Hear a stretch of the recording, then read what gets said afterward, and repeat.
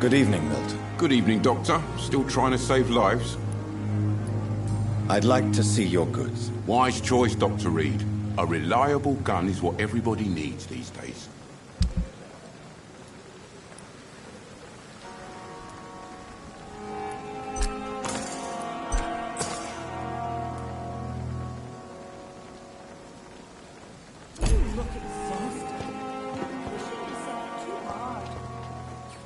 Good evening, Milton. Good evening, Doctor. Still trying to save lives?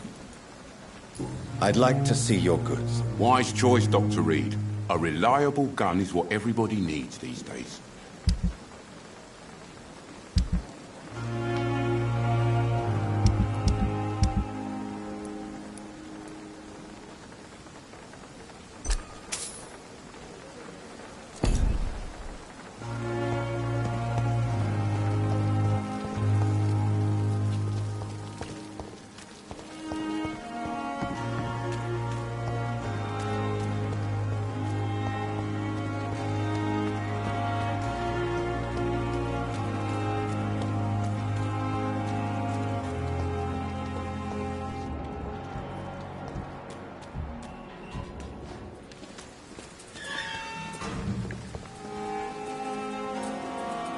Hello again, Mr. Blight. I'm happy to see Mr. Thatcher is safe, for now. I'm eternally grateful, Doctor. We were total strangers and you helped us anyway. Can't thank you enough, sir.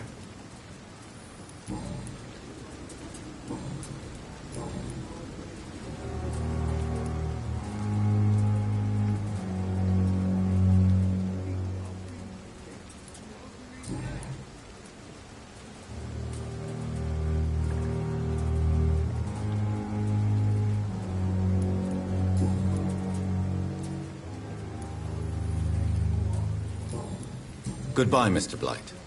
Take care of yourself.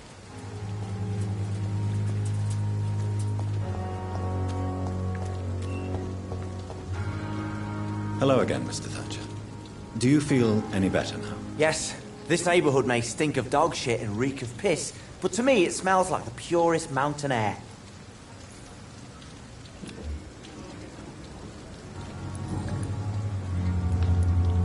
Do you want to talk about why you have this fear of being enclosed, Mr. Thatcher? No, I really don't. An irrational fear like yours is usually rooted in a specific event. Perhaps it would help to talk about it. Well, Doctor, take a guess then, if you're so interested in my case. When I rescued you, you expressed joy at seeing the sky again. So I'm inclined to believe you were trapped or buried somehow. Maybe during a shelling. Jeez, you're good, Doc. You're really good. Go on, please. Tell me more about it. Newton and I were trapped in a circulation tunnel after an artillery attack. We were buried alive for several days without ever knowing if we'd be found.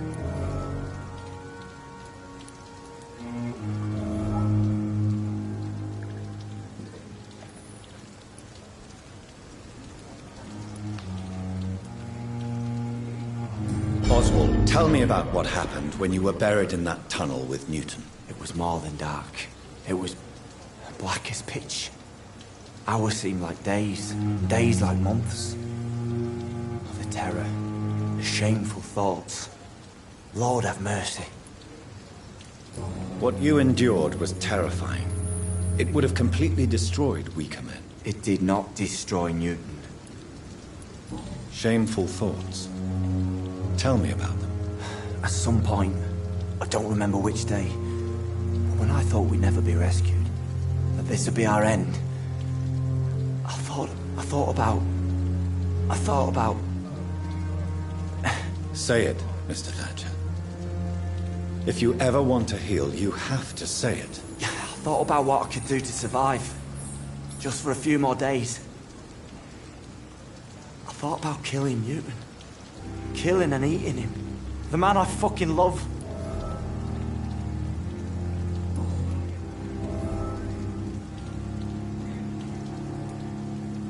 Tell me about your true feelings for Newton. I love him. I'm not ashamed to say it. He's the best thing that ever happened to me. I can't imagine life without him. Why should you be ashamed? I'm not, I said. But Newton sees it differently. I admire your honesty. It takes courage to stand up to society. The world needs people like you to create change. Courage is what we needed in the trenches, looking death in the face every day. I speak plain. I speak my mind. Have you always been this straightforward? All I know is, before you saved me by the sewer, my only regret was I wouldn't be able to hold or kiss Newton again. I love him, that's all.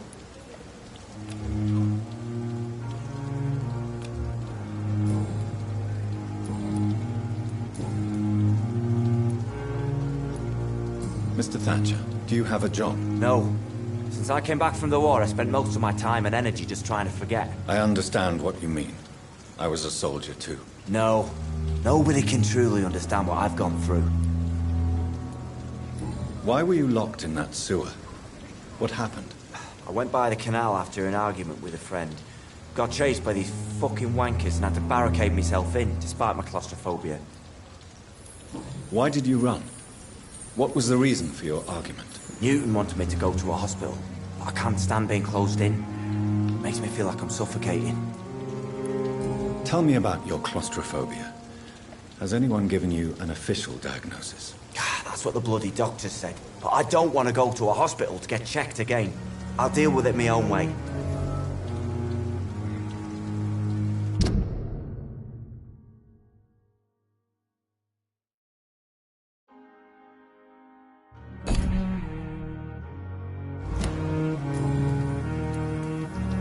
Oswald, why did you not go to the Pembroke Hospital to seek medical help? I don't trust doctors. All they care about was their careers and processes. I won't be locked in any room again, by anyone. Your fear of being trapped is not going to go away by itself. You need professional help. I've seen enough butchers in white coats to last a lifetime. Hospitals reek of chemicals and death. What I need is fresh air.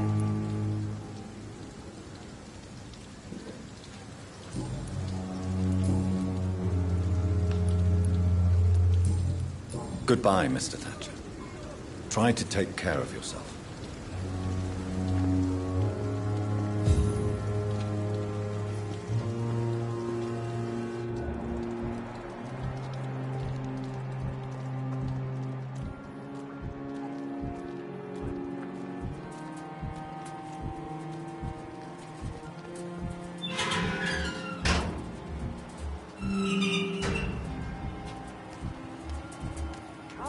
Why you still care for this bloody system. For God's sake. I cannot We're enter. still alive and healthy. We have no reason to be here. I have not survived being buried in a mass grave for these trivialities. We are not in the middle of a battlefield anymore. Things are different here. So many ways.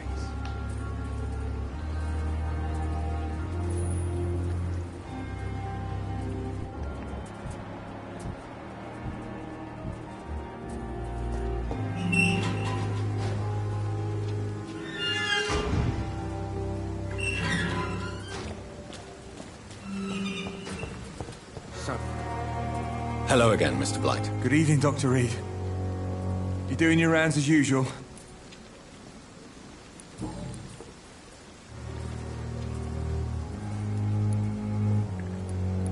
What can you tell me about the war, Mr. Blight? If you want to speak about it, of course. War was... well, you know, sir. The stench of death everywhere. Your mates lying bleeding in the mud. Just praying to make it through and get home. Bloody nightmare. Did you know Oswald Thatcher before the war? No. We met in the battlefield. I think we're in the same boat to France. We've stuck together ever since. I fought in France, too. I served as a field surgeon, but it was not uncommon to repel an assault, especially at night. Yeah. The first time I was wounded, I had to protect the infirmary from hostiles. Twice.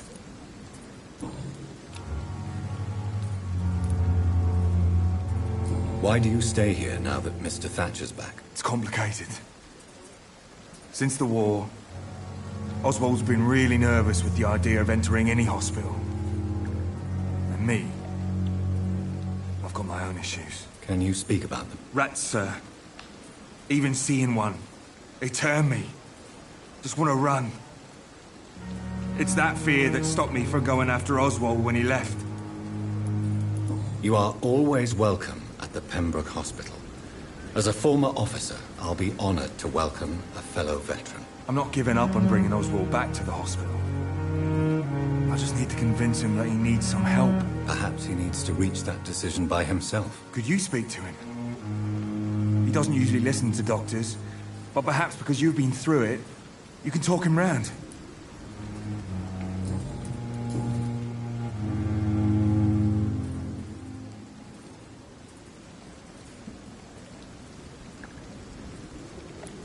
What caused your phobia of rats, Newton? It happened last year following an artillery attack.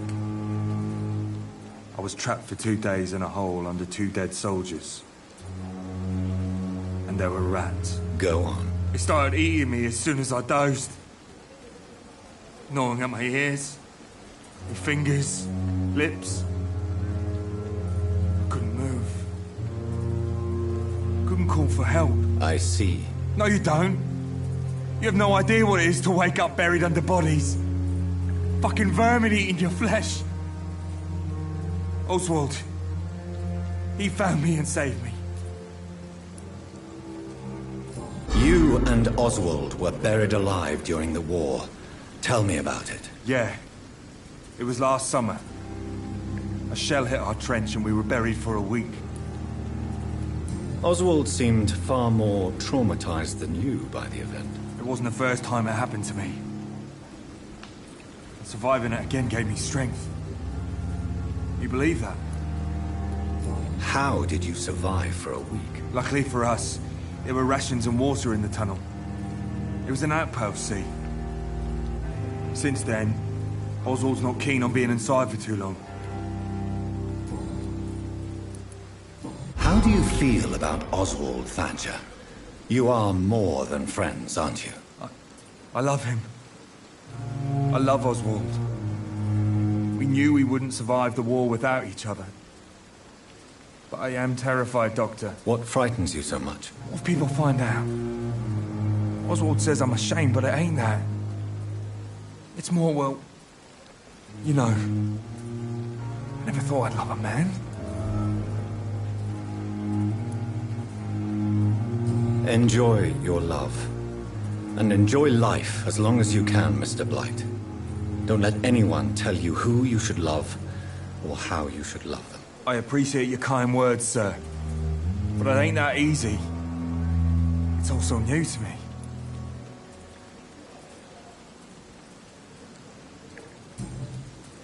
Goodbye, Mr. Blight.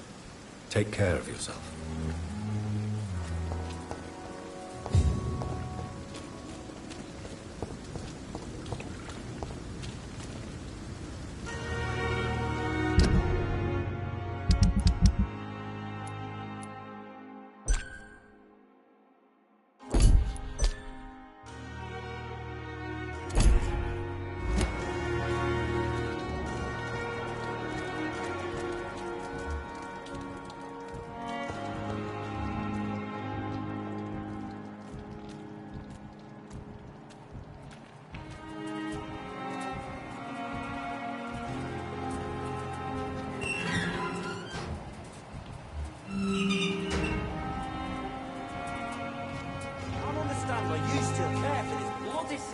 For God's sake, we're still alive and healthy. Can't you be satisfied with that? We have no reason to be here. I have not survived being buried in a mass grave for these trivialities. We are not in the middle of a battlefield anymore. Things are different here. So many ways.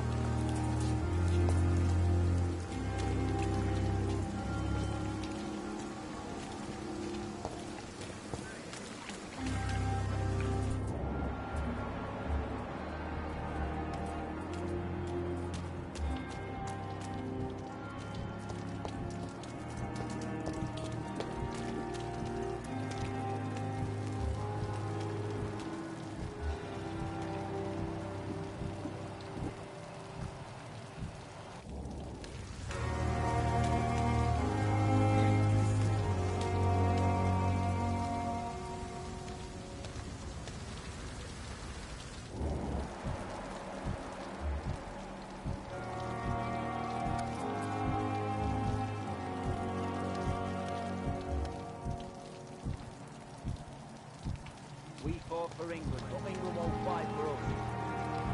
We were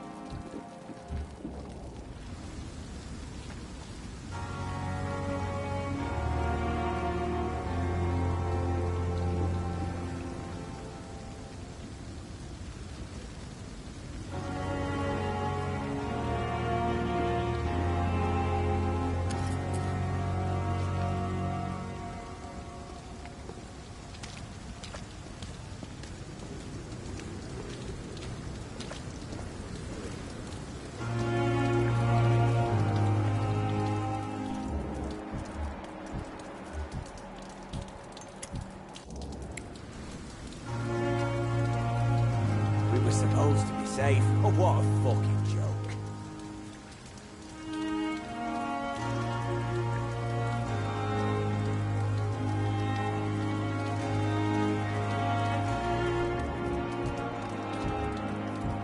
We fought for England, but England won't fight for us.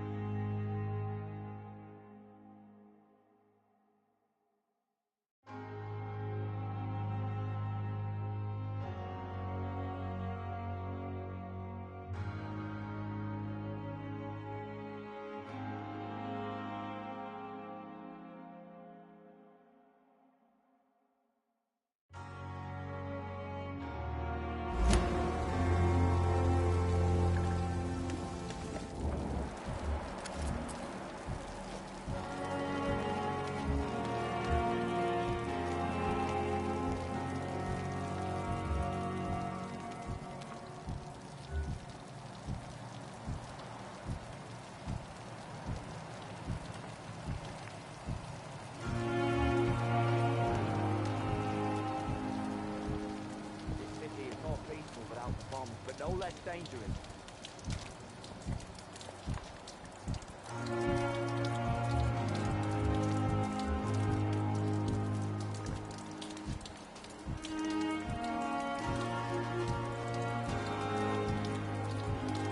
fought for England, but England won't fight for us.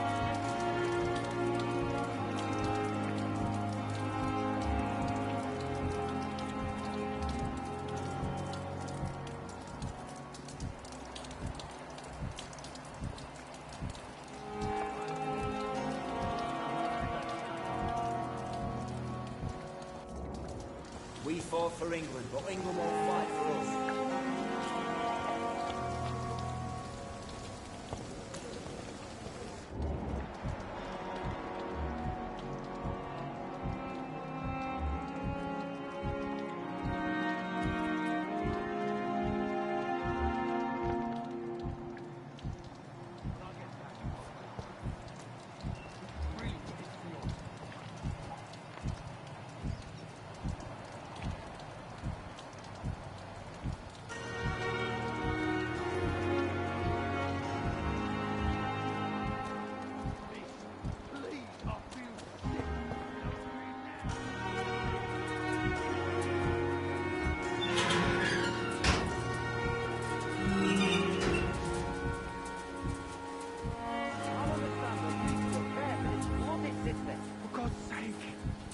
We're still alive and healthy.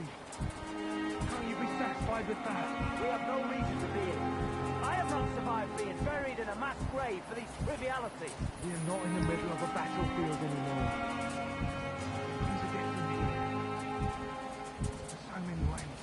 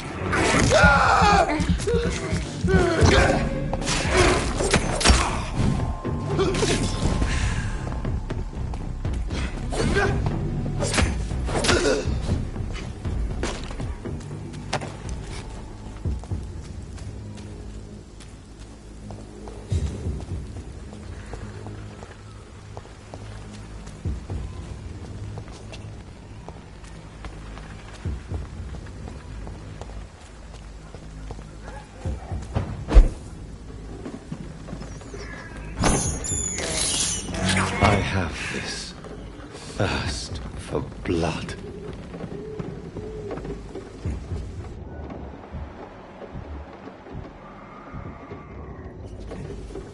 Look at it!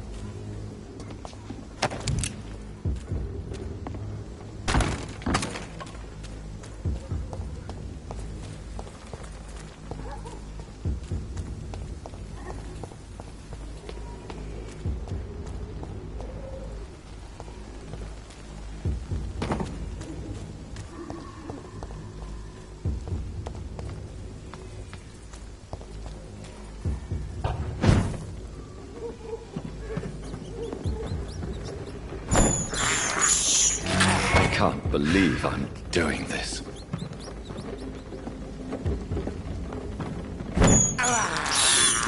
I have this thirst for blood.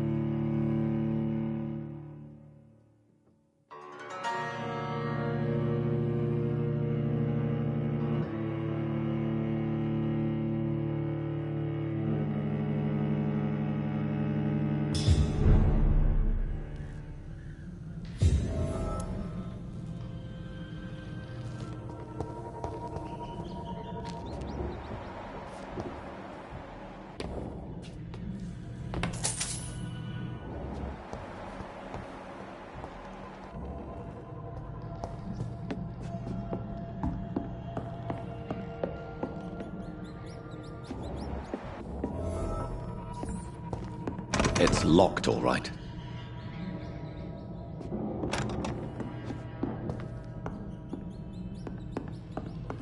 I cannot enter.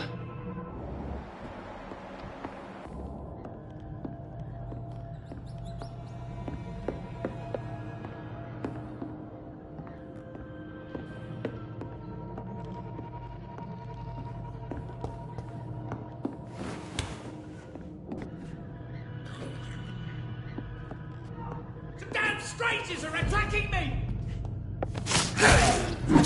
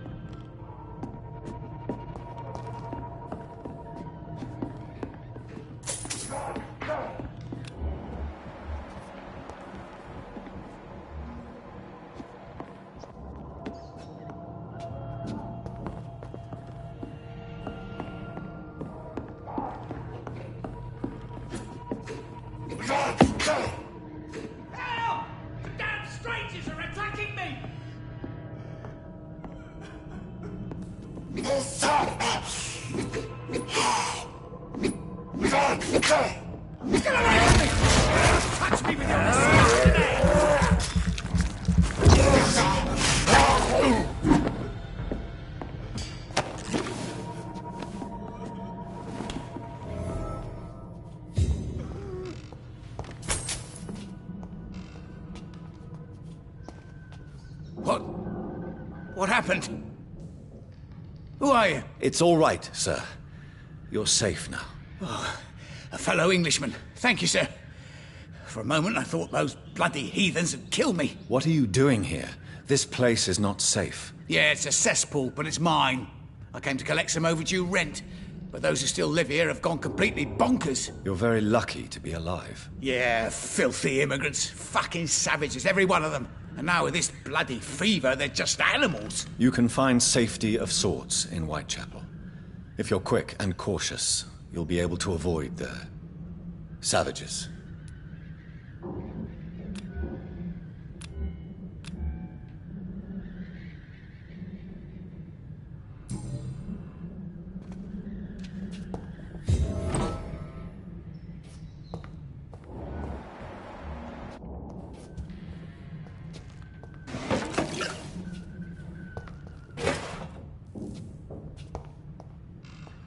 This is Braille. I need someone who can read this.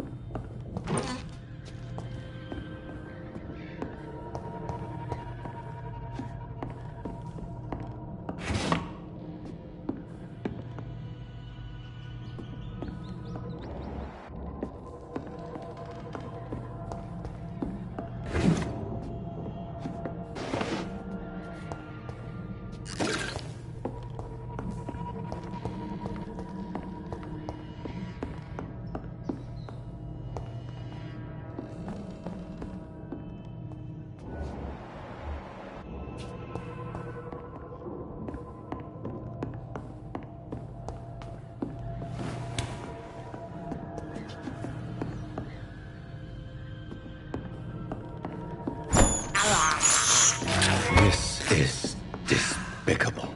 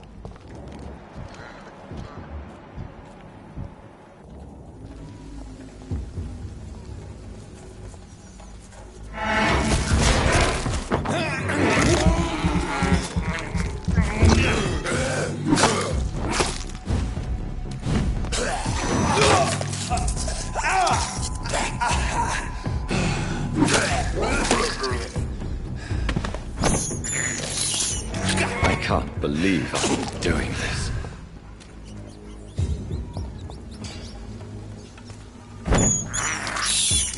I have this thirst for blood.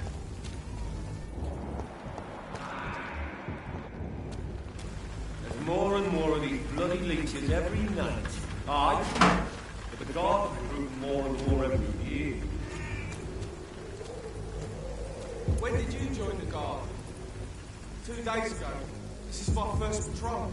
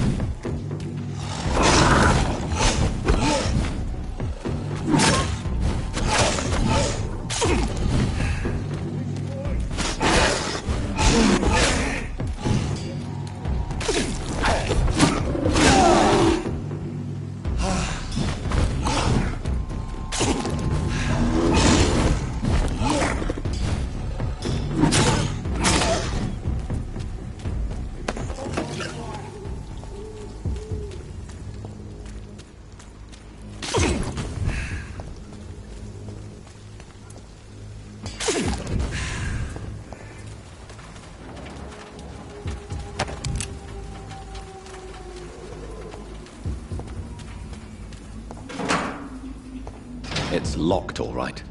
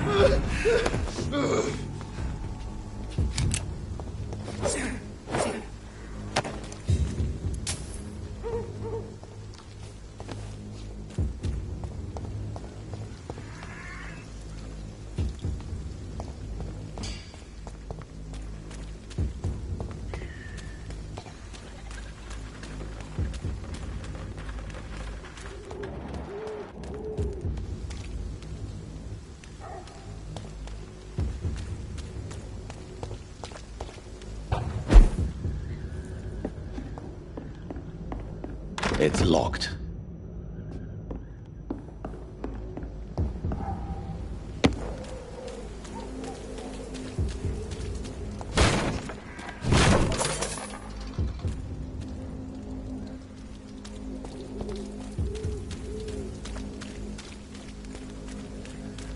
It's locked, all right.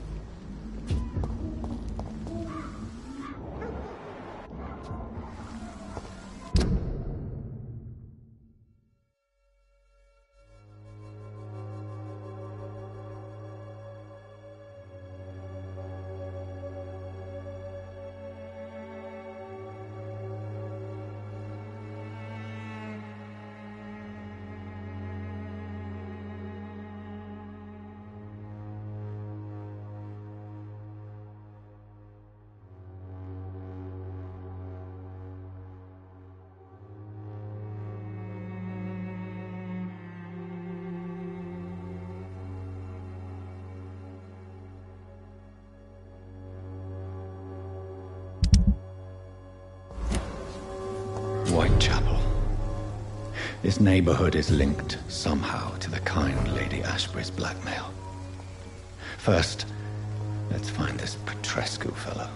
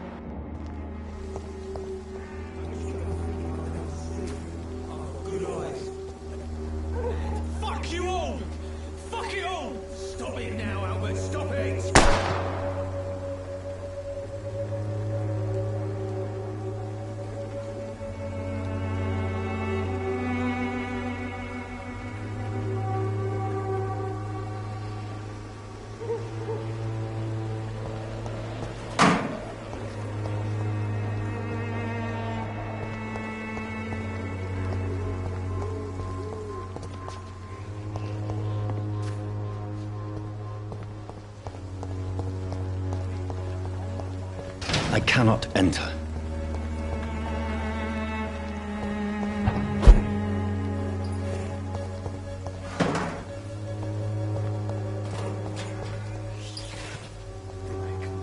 Are you all right? The bastard hit the wall next to me. I don't even know if he meant to miss. If you've been hurt, I can help you. I'm a doctor. Name's Albert. Remember it. Now bugger off.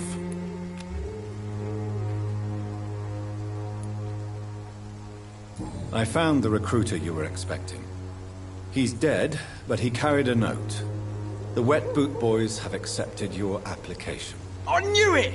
I told you I was tough enough. I'll be free soon.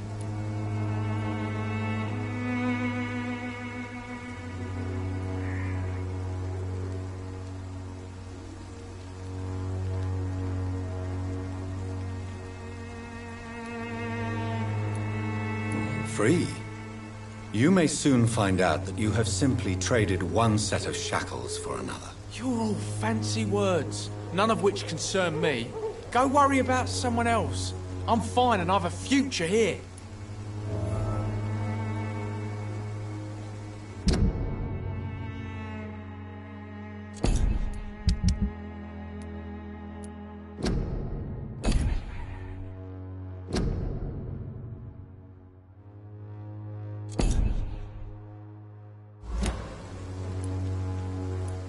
Do you know Nurse Dorothy Crane from the Pembroke Hospital?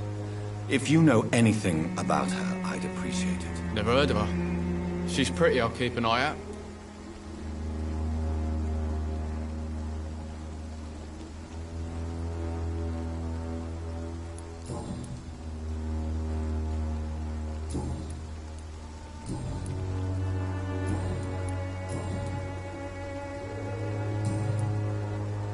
Goodbye, young man. Me? I'll not die in some piss-stinking alley reeking worse than a week-old lavvy.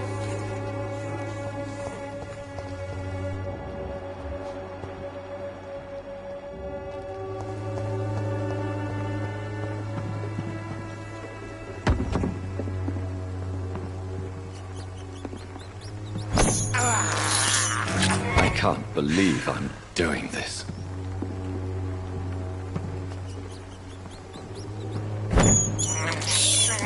This is despicable.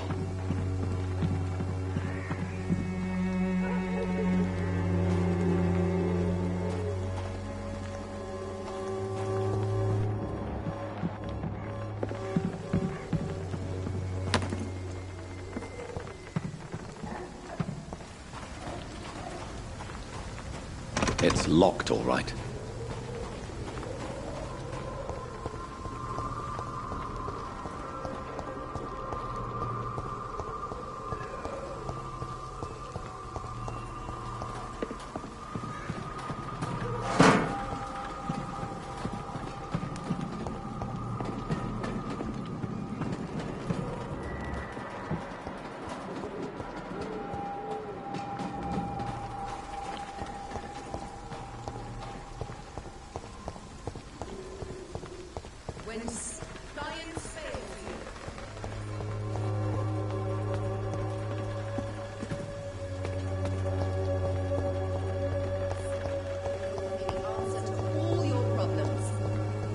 long as you have the money. Good evening, miss. Good evening, sir. Are you interested in a miraculous cure for this unknown and deadly epidemic? Actually, I am. Then you have come to the right place. The famous Swanborough cordial is all you need to help keep you in perfect health. Oh, really? Why didn't I hear about it during my studies? I'm Jonathan Reed, by the way. Dr. Jonathan Reed. Ah, my brother has spoken of your research, sir. I'm Loretta Swanborough, and it's always a pleasure to meet a fellow healer.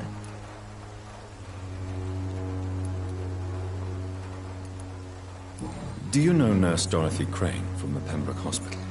I'd like to know more about her. I don't like to talk about competition. Competition, you say? Never met her, but it seems she provides some sort of medical care to the poor. The whole thing has to be some sort of scam, if you ask me. Goodbye, Miss Swanborough. Perhaps we'll talk again.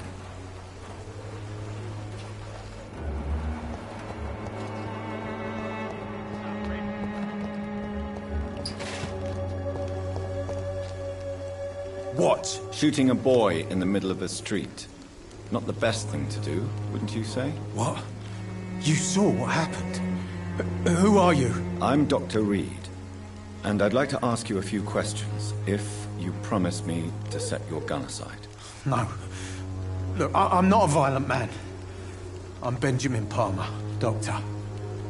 And no one can help me. Not even you.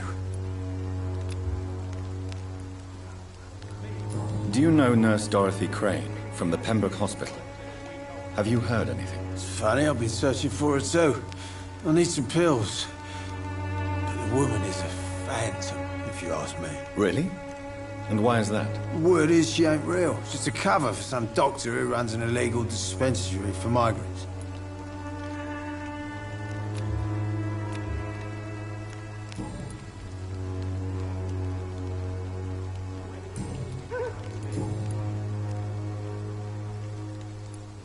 Whatever the boy did, I'm sure he didn't deserve a public execution. I swear I didn't want to hit him. It's just that I'm sick in the head, you see, and the boy just frayed me last nerve.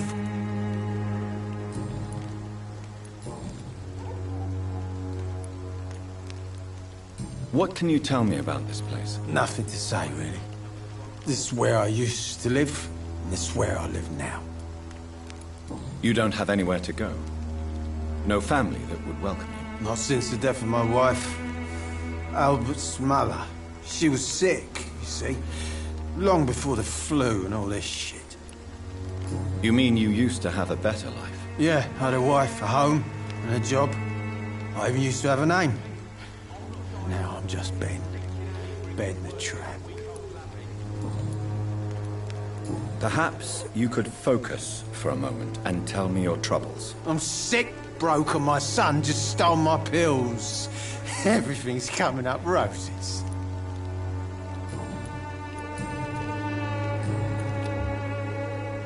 A gun, alcohol, and a bad temper make a terrible cocktail, sir. Goodbye for now.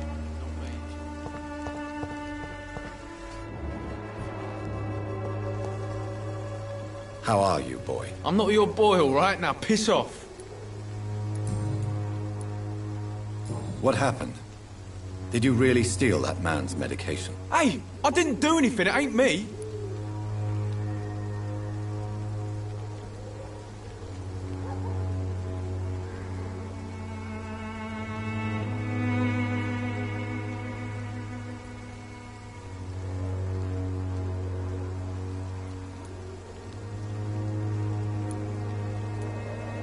Medication and drugs are a rare commodity in East London.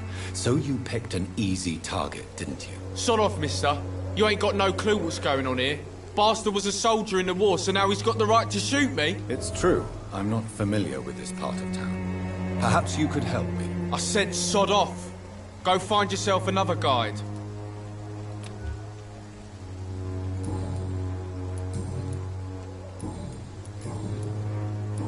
Do you need assistance? Please. Feeling tired these days. There you go. Let's hope nobody steals it from you. Very funny. Goodbye, young man.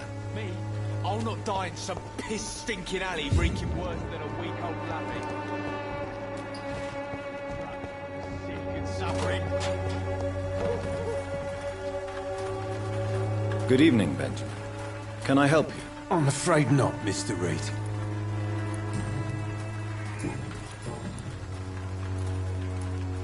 What is it, Benjamin? It was the war, wasn't it? Your nerves are shot, aren't they? I need some answers, Private. From one soldier to another. The doctors called me a liar. A coward. Put me in a straitjacket, locked me up. Finally, they sent me back to the front lines with a handful of tablets. It's a pity that doctors still practice such barbaric methods. It's a dishonor to our profession. Now only the pills stop me thinking about this shit. To not hear the explosions. I'm even scared of the dark these days.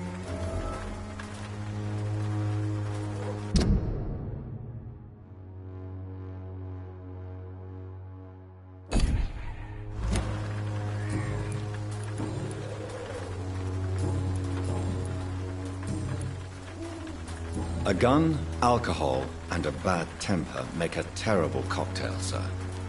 Goodbye for now.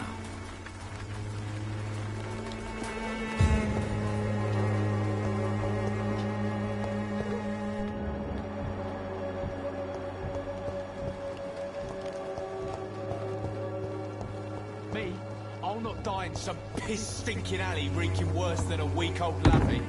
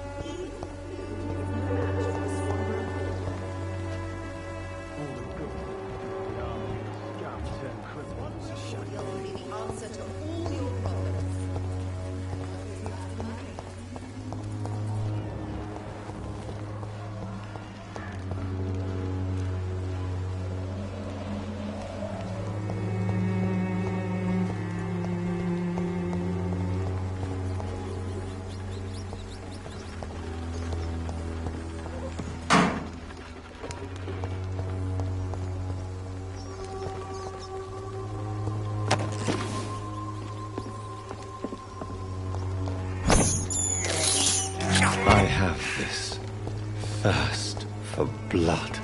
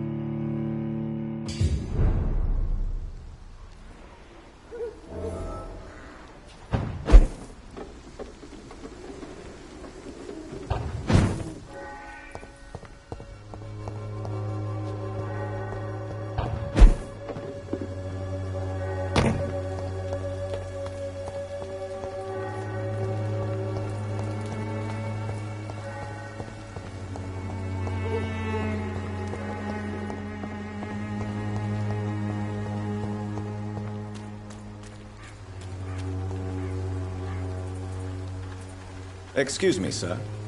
I have a few questions for you. Another journalist? I didn't answer the first one, so piss off! I'm not a journalist, I'm a doctor. A doctor, you say? It's quite a rare breed in this part of town. Really? But still, here I am. Dr. Jonathan Reed, at your service. I'm Joe Peterson to some, but Colossus Joe to most. And I don't remember asking for your service, sir.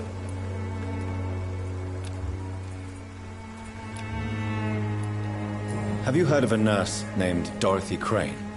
She's a colleague of mine, and is supposed to live around here. Dorothy Crane? Yeah, I know her.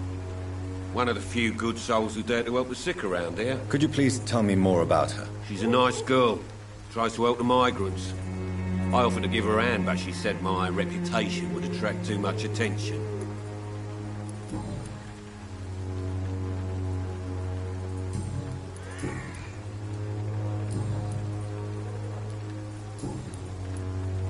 According to you, physicians are scarce in this part of town. Why is that? Not familiar with this neighborhood, are you? I guess your fancy colleagues are too afraid of being stabbed in the back. This part of town does have quite a reputation. Would you say it's justified? Totally. Look at me, for instance. I always look my opponent in the eye before knocking him out.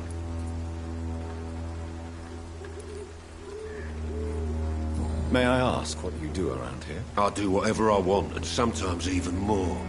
Now sod off.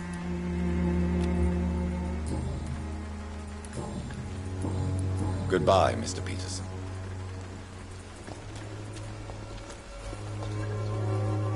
Welcome, sir. Please, take a browse of my wares. I am Dr. Reed. I would like to ask you a few questions, if you don't mind. Doctor? Interesting. I'm Barrett Lewis. Usually I don't have time to waste with talk, but at this hour of the night I can hardly refuse. Have you heard of a nurse called Dorothy Crane? Nurse Crane? So the bitch really is a nurse, then? Always thought she was just some crafty foreigner, that one.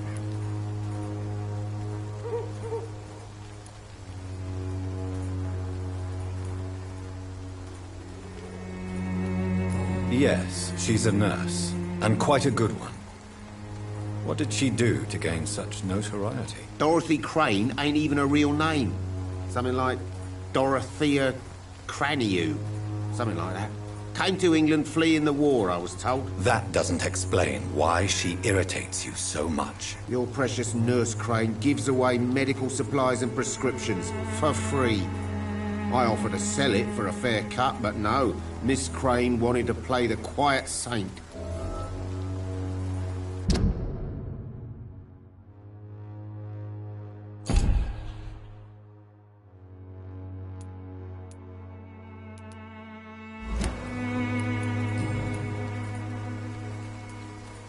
As a merchant, you see Whitechapel every day.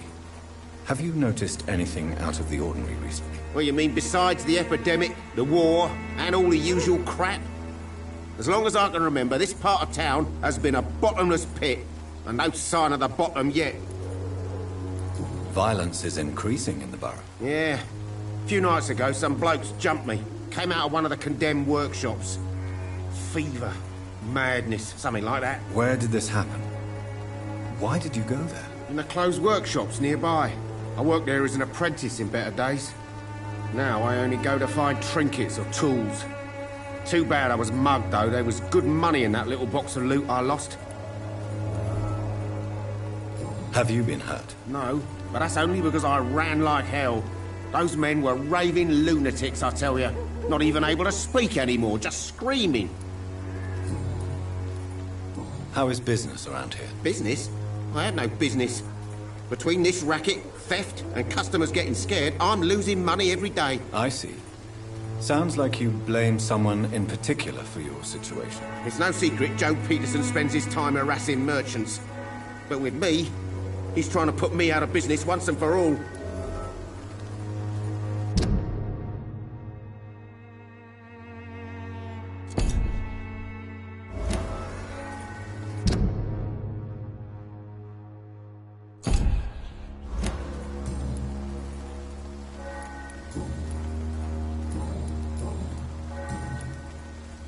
Right then. Show me what you have.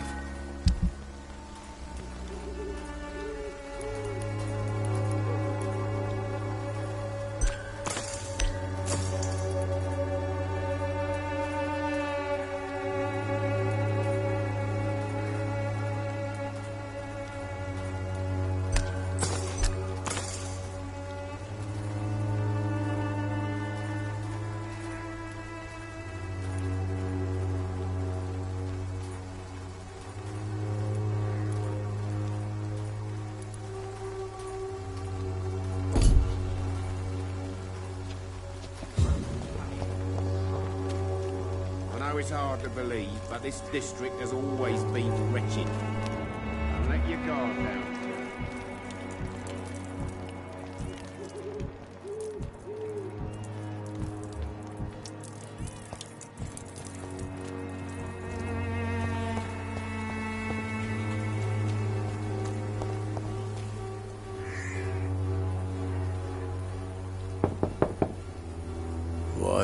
What do you want?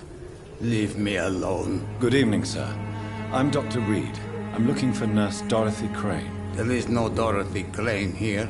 Now, goodbye. I'm afraid this medical leaflet says the opposite, sir. Really? Well, I'm afraid I'm going to close this door right now. Go bother someone else, Mr. Doctor. To enter that house, I must discover who this man really is. Maybe I could start by observing what he's up to.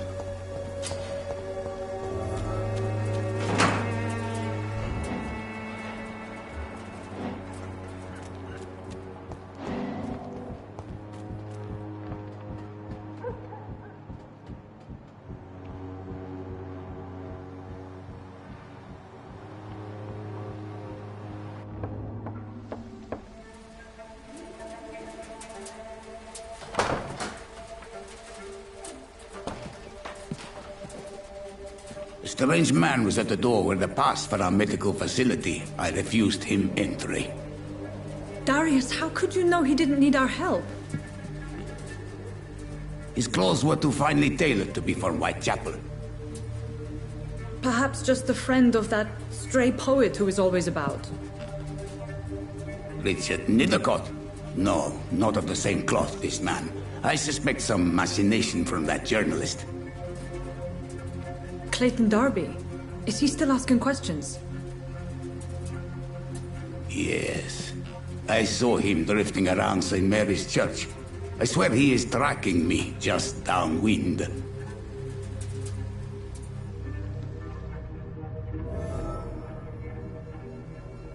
I must talk to that journalist or the poet. They must know about Darius.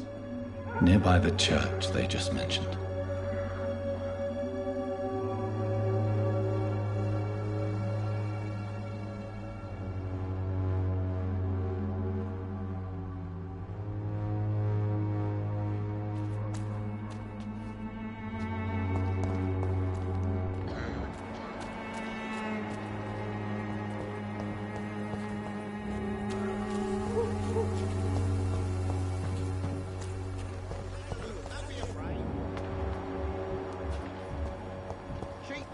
Good quality. Come on, take a look. Don't be afraid.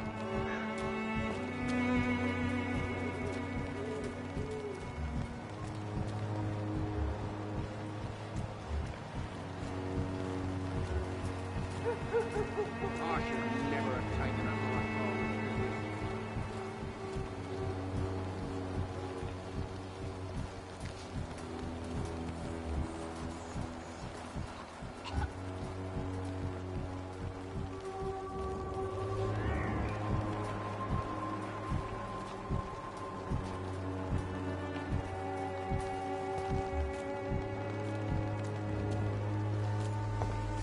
Joe, please, I don't have your money. Come on, Barrett, you know the game. You pay for peace of mind. Can't you just look the other way this week, Joe? Come on, we can sort it out, right? It's not my call, Barrett. You pay one way or another. Please, Joe. How long have we known each other? We even used to be neighbours, for Christ's sake. I'd prefer not to give you another beating, Barrett.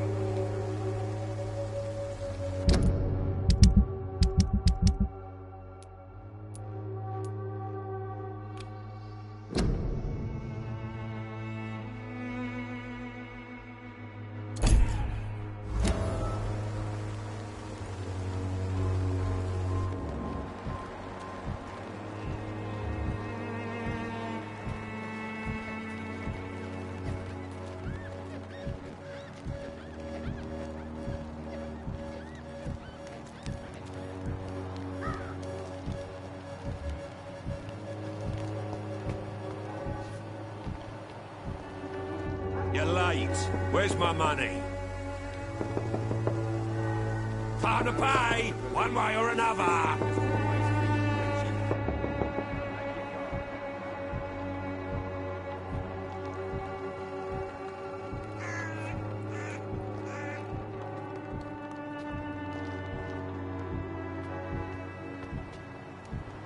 Time to pay, one way or another. I know it's hard to believe, but this district has always been... You're late. Where's my money? Your guard now. Time to pay, one way or another. You're late. Where's my money? Right, good quality. Come on, take a look. Don't be afraid. Cheap price, good quality. Come on, take a look. Don't be afraid.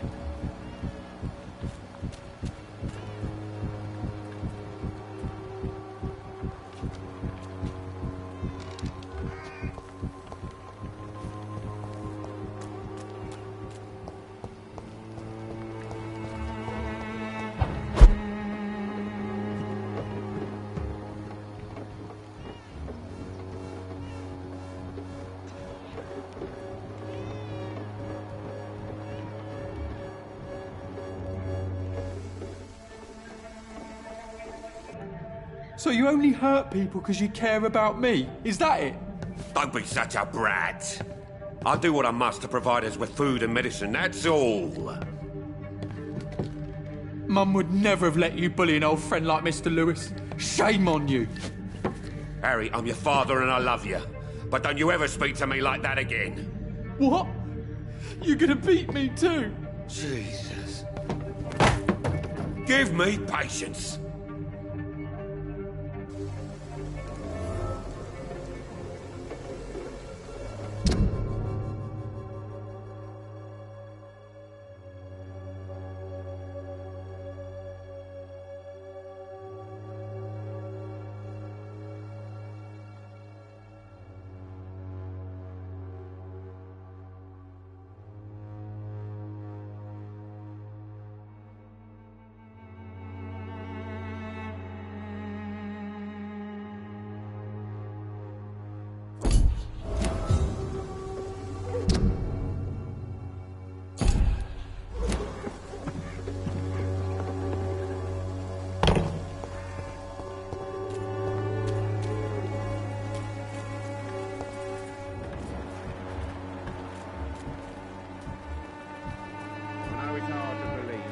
District has always been wretched. Don't let your guard down, sir.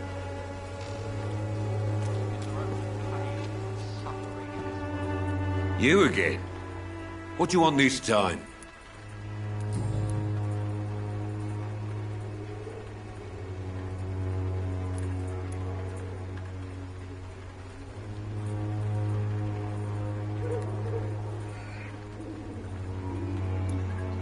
How did you become the local bully everyone is afraid of, Joe? There's no pride in roughing up poor bastards. But this is the only job I've found. And it pays well, too. A job? So you're racketeering for someone else? I got enlisted by the Wet Boot Boys, a gang from the docks. I'm their muscle for their dirty work.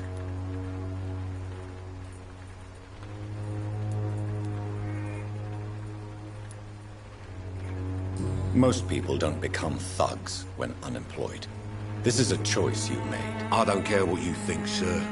I do what I have to do for my own reasons, and that's that. I'm not sure Mr. Lewis would agree with your by all means necessary philosophy, sir. Oh, do you really think he's the poor victim here? Barrett can be as sneaky as anyone. Long ago, I even called the bastard my best friend.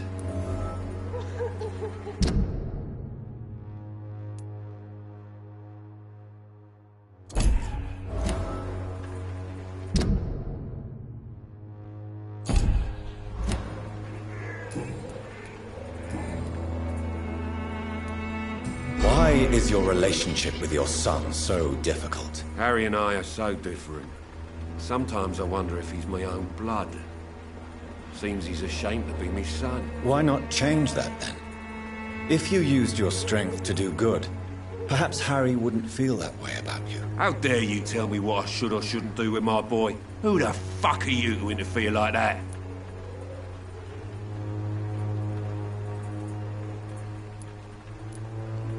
I mean no harm to your family. But if you want my advice, this is no place to raise a child. No matter where we live, Harry will always be sick and frail.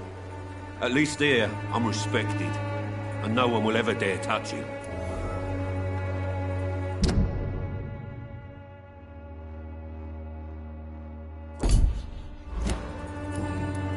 Goodbye, Mr. Peterson.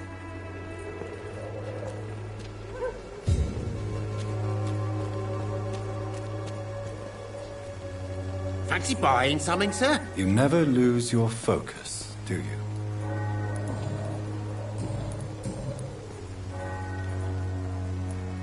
Joe Peterson.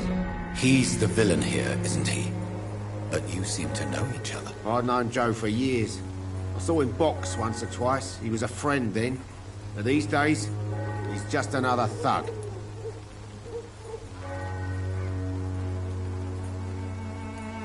What can you tell me about Mr. Peterson? Besides his behavior toward you, obviously. Colossus Joe was a decent boxer, good one even. But after his wife passed away, he found every excuse to stop training. Just wanted to pick fights with everyone.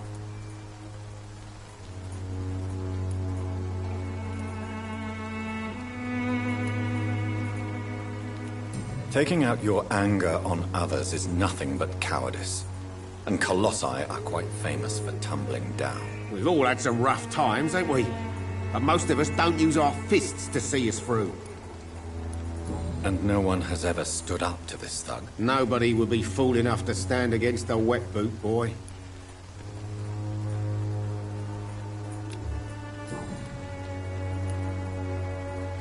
What do you know of Harry Peterson? The boy seems so fragile. Not like his father at all. Harry's a good boy, but he spends most of his time complaining. He's had it tough, all right, but he needs to grow a pair. What troubles him exactly? But despite being his father's son, almost everything, I think. He never wanted to come to Whitechapel in the first place. Hates this place more than most of us.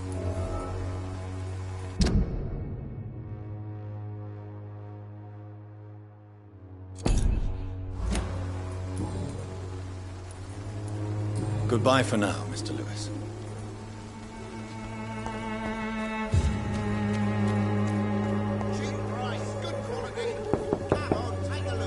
Hello, young man. I'm Dr. Reed, and I would like to ask you a few questions. May I enter, please? Sorry, no, sir. My father does not like people entering our house, you see. Your father is worried about you, boy. He asked me to look for you. So my father actually worries about me, then? Okay, then. Come on in. I'm Harry, by the way. Is there only pain and suffering in this world? So, may I ask you a few questions? I'm not bothered. What could be worse?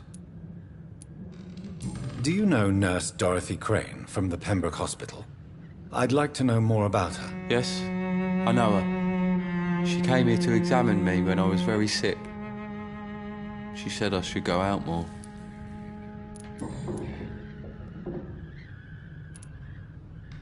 How do you feel? I'm fine. I mean, it's not easy every day, but I'm fine. I'm just tired of being sick all the time. If only I could be tough, like... well, you know. Speaking of which, what can you tell me about your father? My father is an idiot who makes idiot things. That's all I have to say. Forgive my bluntness, young man, but you don't seem happy living in Whitechapel. Why should I? I never wanted to come here in the first place.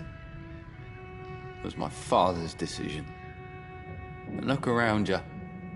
Does this look like a nice place to live?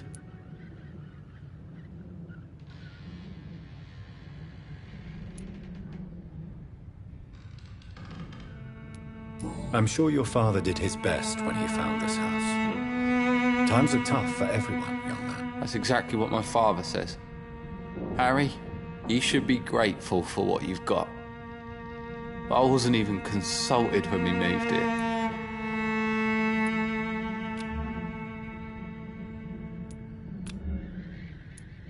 If life here is so terrible for you, why don't you just leave this place?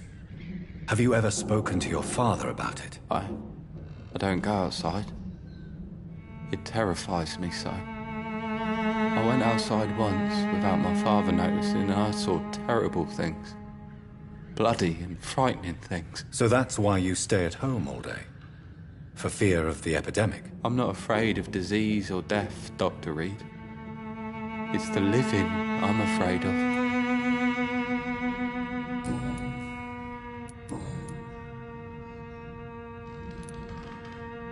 You and your father have a difficult relationship, Harry. Tell me, did he ever hurt you? No, never. My father can be brutal and rude, violent even. But he never touched an hair on my head. What is going on between you two then? It's his job, if you can call it a job. He bullies people. Men and women we know, like poor Mr. Lewis. It's just not right. Your father and Mr. Lewis used to be good friends. What happened, Harry? I was young then. I don't remember Mr. Lewis ever coming back again after my mother died. Or was it after my father started bullying him? I don't know. Have you tried speaking to Mr. Lewis about it? I don't go out often, but yes. And he scolded me and told me to leave him alone. I guess my father frightens him too much. But you are not responsible for your father's actions. Am I not? Dad always says that he joined that gang for my safety. So if I wasn't born, people wouldn't be worrying about Colossus Joe.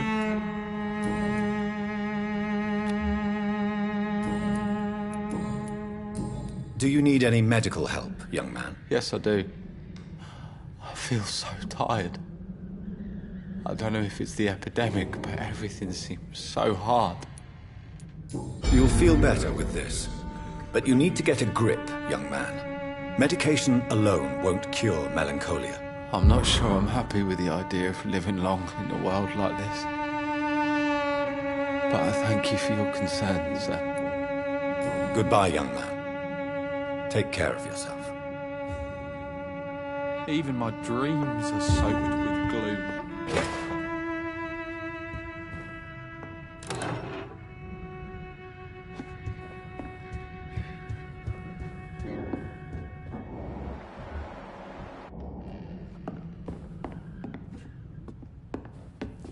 Is there only pain and suffering in this world?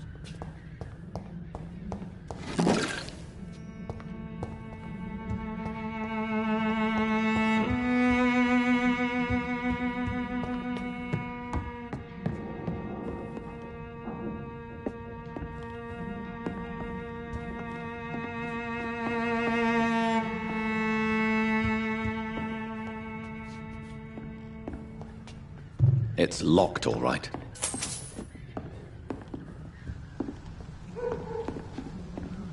It's locked.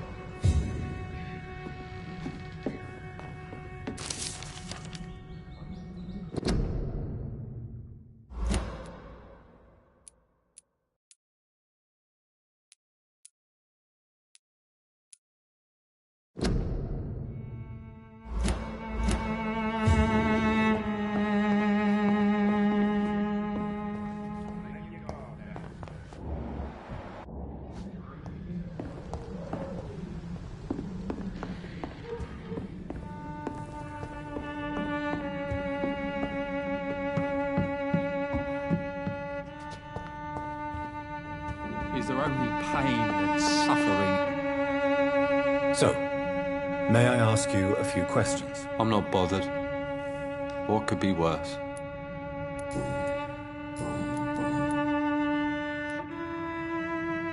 Would it ease tensions with your father if he got an honest job? Because he tried, you know. I can't say. I'd be glad if he dropped his thuggish activities, but I'm not sure it would be enough. Why is that? Sometimes I suspect it's me, Dr. Reed. Or it's this life. It's like I can't find my place. Goodbye, young man. Take care of yourself. Is there only pain and suffering? Cheap price, good quality. Come on, take a look. Don't be afraid.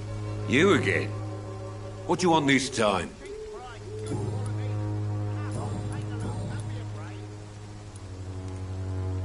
Harry doesn't seem happy living in Whitechapel. Why did you make him come here? I've always put my son's interests above everything else, whatever he may think. Our house is small but affordable. The walls are thin, but the door is solid. You really love your son, don't you, Mr. Peterson? He's my pride and joy. Even if he hates me for the choices I make and pushes me buttons more than he should. Do you have any regrets? Only one. Not to have my beloved wife by my side. She died when Harry was little. My sweet Jane. She gave the boy confidence. Since the criminal nature of your job means you could be arrested, are you not afraid of what would happen to your boy if you were? No one will ever take my son away from me. If that ever occurred, I'd hunt the bastard down and rip off his head with my bare hands. Why do you keep on working for the gang, Joe? You know it doesn't suit you. It's true, I hate this job. And I know I made some bad choices, but I'm a wet boot boy now. And people won't forget it. You could leave tomorrow. Start another life in another town. That's easy for you to say, Doctor. We are poor. My son's weak. And there's no way he'll endure another disappointment.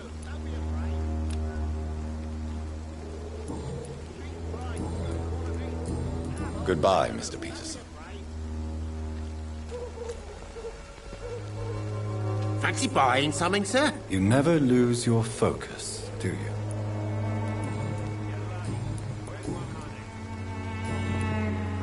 Goodbye for now, Mr. Lewis.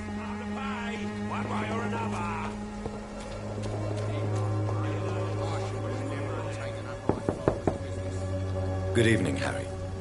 May I come in? Sure. Sure. Is there only pain and suffering in this world?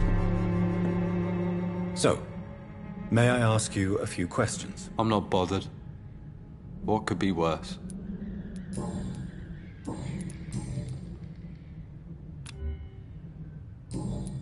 Goodbye, young man. Take care of yourself. Even my dreams are soaked with glue.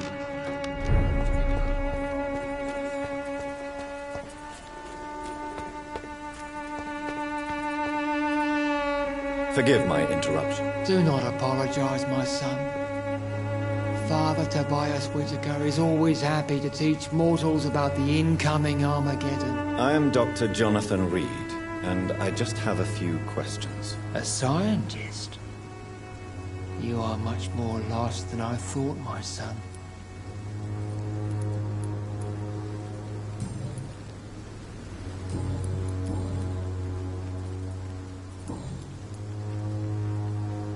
Do you know Nurse Dorothy Crane from the Pembroke Hospital? I'd like to know more about her. I don't like the liberal ideas of nurses, but I especially abhor that Nurse Crane you mentioned. So, you're not exactly a fan of Florence Nightingale's work. But nurses are essential for modern healthcare. Nuns should be the only women allowed to take care of male patients. It's obvious only they have the necessary moral fiber.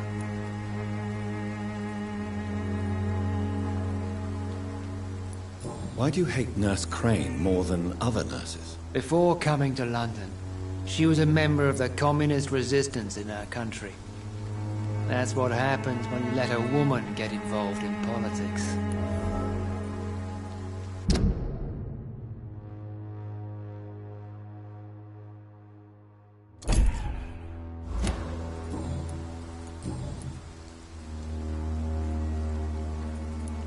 Have you any friends? Any family left in these terrible times? No. But I have a disciple I see as my son. He is so devoted. I sent him to preach the good word in the heart of this corrupted city. Where did you send him? I sent Samuel to the Stonebridge Cemetery, where the pestilence and evil grows night after night. You sent him on some preaching crusade during the epidemic. As a true believer, Samuel will fear no evil while he walks through the valley of the shadow of death.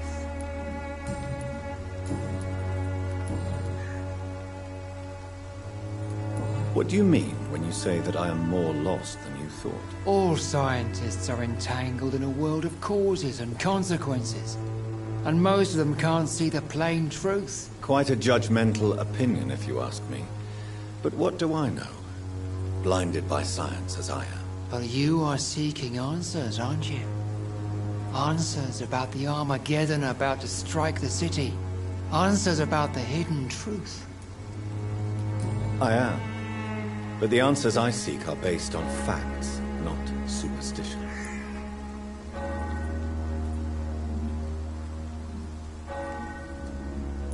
What do you mean when you say that I am more lost than you thought? All scientists are entangled in a world of causes and consequences, and most of them can't see the plain truth. Quite a judgmental opinion, if you ask me. But what do I know? Blinded by science as I am. But you are seeking answers, aren't you? Answers about the Armageddon about to strike the city. Answers about the hidden truth.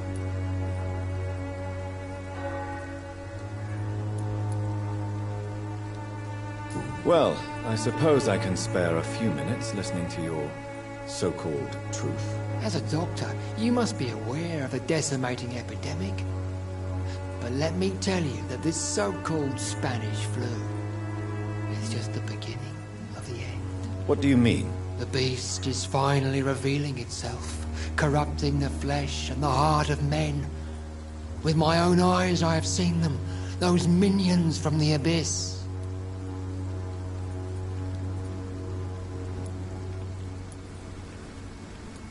I have heard enough. Goodbye.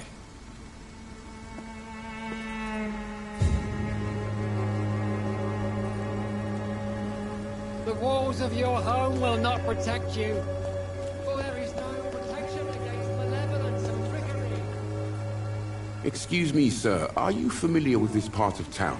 Name's Clayton Darby, reporter. Sorry, I'm new to Whitechapel. But perhaps you could help me since you're a journalist. My name is Jonathan Reed. Dr. Reed, the famous surgeon. I'll gladly help if I'm able, sir. I heard you're investigating an underground medical dispensary in Whitechapel. What do you know about it? Not much, I'm afraid.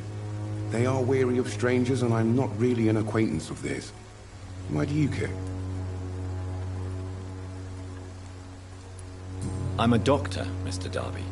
I care about everything involving public health and this epidemic. Are you sure you're not just concerned about the repercussions that a scandal involving a certain Nurse Crane from the Pembroke Hospital would bring? Without a doubt, you are a damn fine journalist, Mr. Darby.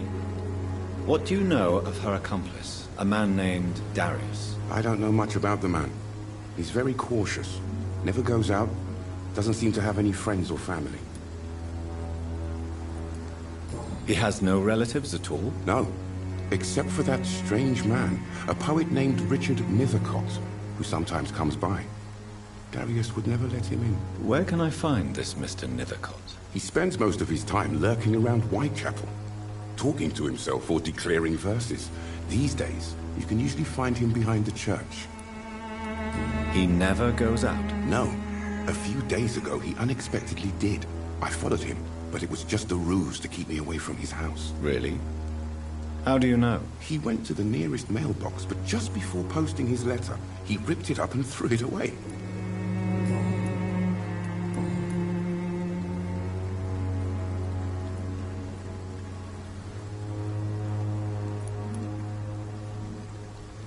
Why are the newspapers keeping silent about the Spanish influenza?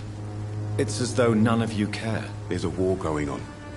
People shouldn't be demoralized by news of deadly diseases.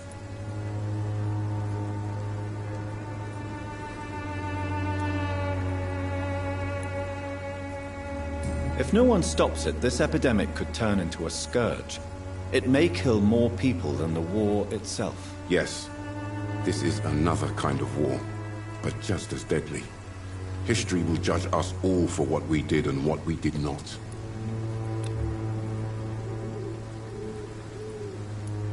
Have you any idea of the danger you face in these streets at night? I've had to run and hide more than once from frenzied mobs incensed by the fever. Do you think the flu is really responsible for this, Doctor?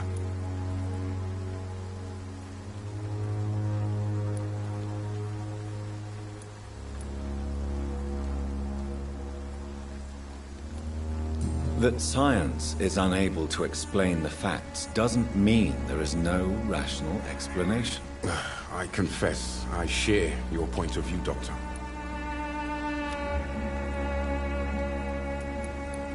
What is a journalist doing in this borough after sunset? He goes where none of his colleagues would dare to go, to inform the country. So you risk your life to reveal the truth. I saw many reporters do the same during the war. Whitechapel is the crucible of so many untold stories and tragedies. I want people to know them.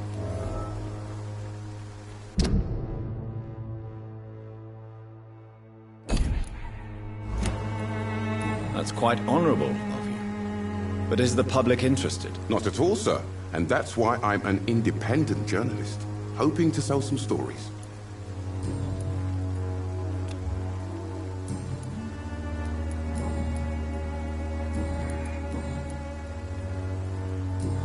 Do you need assistance? That would be nice of you, Doctor. Who knows what I may have caught during my investigation. If you persist in investigating the most pox-ridden boroughs of London, you must accept the risks. Thank you, sir. Goodbye, Mr. Darby. Farewell.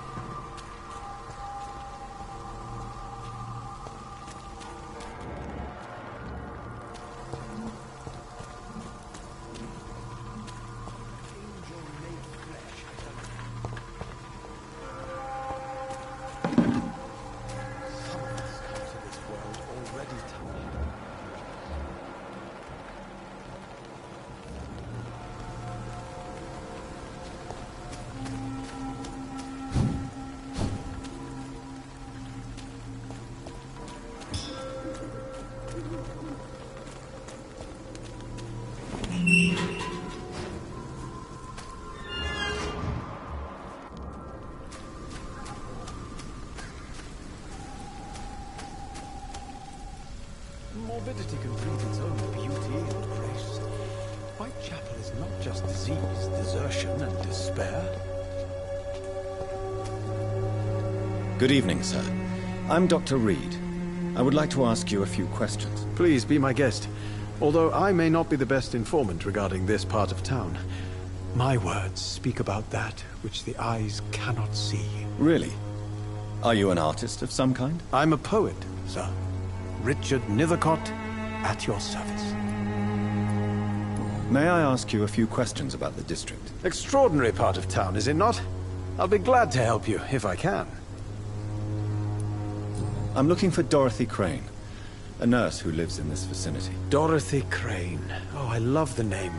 The Crane of Whitechapel. Sounds very mysterious. But, sorry, no, never heard of her.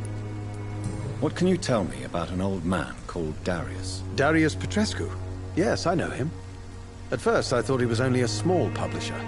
I invited him to publish my work, but his reaction was pretty clear. Not interested in your talent? Darius is an old political activist who takes delight in printing tracts and lampoons. Those communist activities only require mediocre writing skills.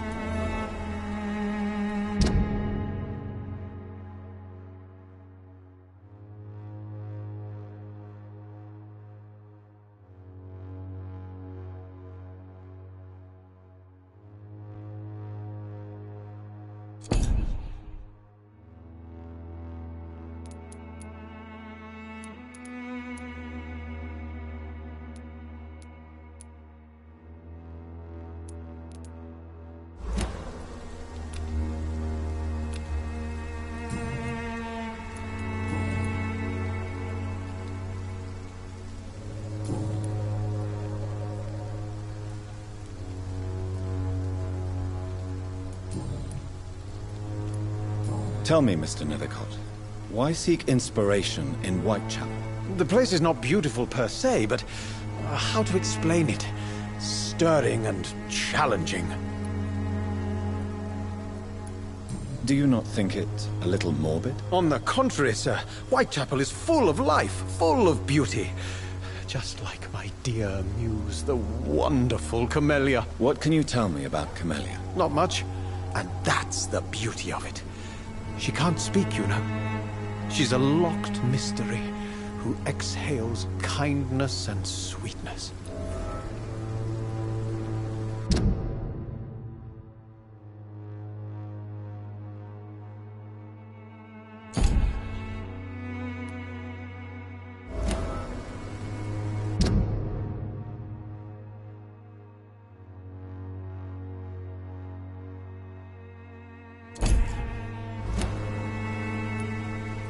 Perhaps you're just afraid to find out the truth about your muse. One day, perhaps, I'll ask her to come with me. But will she still be my wild flower of Whitechapel if she moves uptown? And have you ever tried to learn more about her? Where she lives? How she survives? Whom she may know? Maybe I prefer she remains an enigma. Reality can be so dull, don't you think? In what way, exactly? The struggle by gaslight, the barren smiles and the added hunger under the rain. If you say so. Such vibrant antagonism and vivid paradox. The stripped humanity raged across each street. Vivid, of course, yes. And what about the poignant distress? Oh yes, the poignant distress. You see what I mean, don't you? That's what I want to write about, and that's what Whitechapel is made of.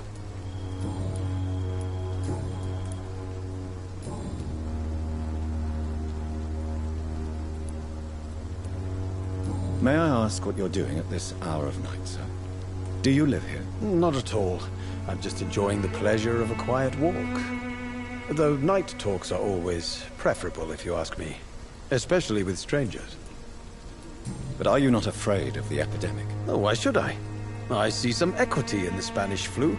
No flesh should be saved, say the scriptures. Good or evil, rich or poor, all are equal in the eyes of the flu. If you say so. But as a physician in a time of epidemic, I must caution you to avoid unnecessary exposure, sir. Thank you, Doctor. But we both know the seeker of truth has to go boldly where the weak dare not.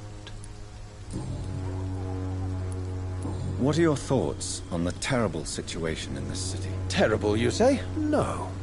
Of course, the death of so many innocents is a tragedy. But the scourge has not been all bad for the city. Oh, no, sir. What are you talking about? Do you remember London before the flu? Noisy, cacophonic, quiet nowhere to be found. And now, listen to this oddly peaceful silence.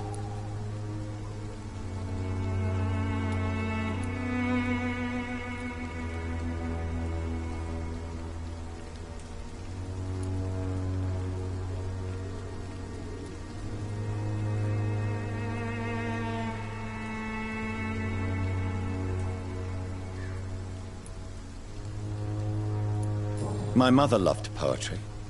Perhaps your words would have touched her sensitive nature. I only see a dreadful disease. Most people fail to understand my perspective. I don't blame them. But how could I call myself a poet if I veiled my feelings? Are you aware that your life could be in danger in this part of town? But this is where I must be to feel the real beat of the city. I had to come, see it for myself, alone. I understand your need for solitude, but it's not safe around here. I don't care. I don't have many friends, Doctor, and my family despises me. If some misfortune came upon you, who would be here to help you? Well, you for a start, my dear Doctor.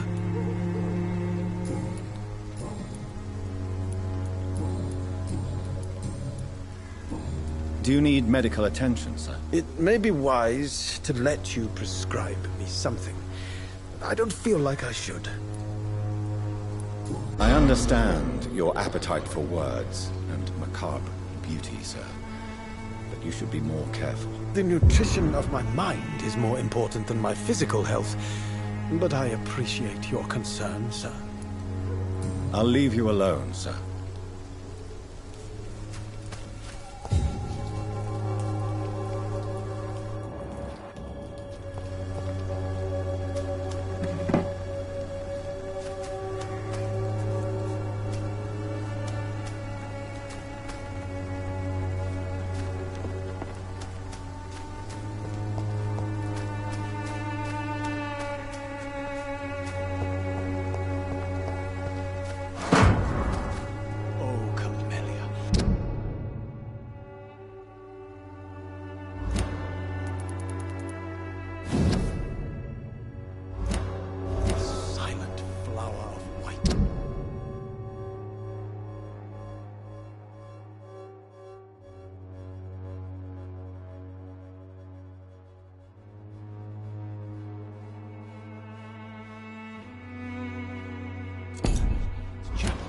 Angel made flesh, I tell you.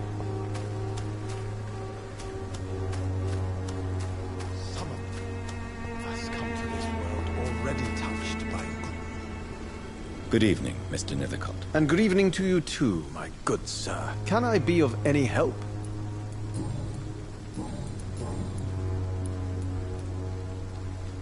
You don't really make a living from your scribblings, do you, Richard? No, sir, I don't. I work so hard. I put all my time, my energy, my devotion into the precise carving of words.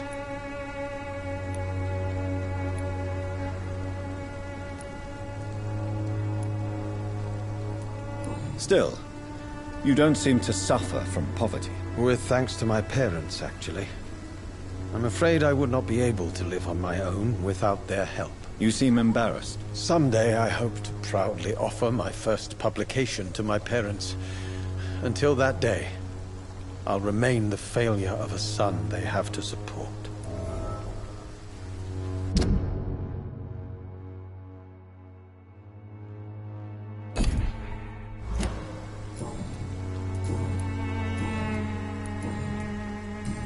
I'll leave you alone, sir.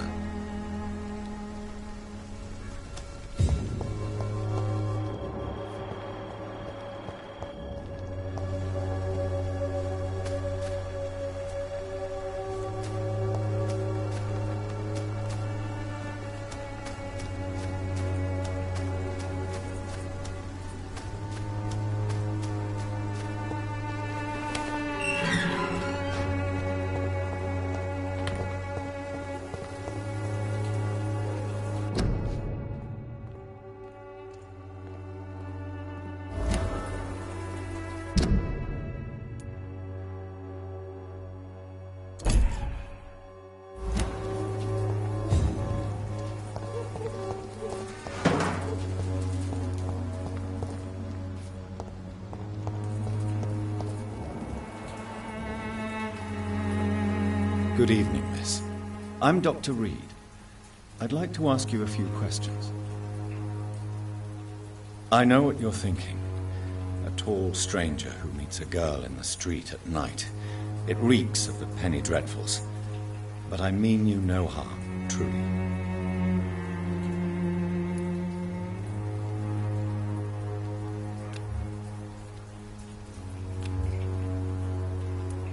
I know you understand what I'm saying. Your silence has nothing to do with you being mute, does it? Tell me about Richard Nethercott. I understand he is quite fond of you, Camellia. Camellia, I know you work for Dorothy Crane. Please tell me about her secret dispensary. A stubborn and mute comrade. Nurse Crane and Darius Petrescu have been clever. Very well. Goodbye then.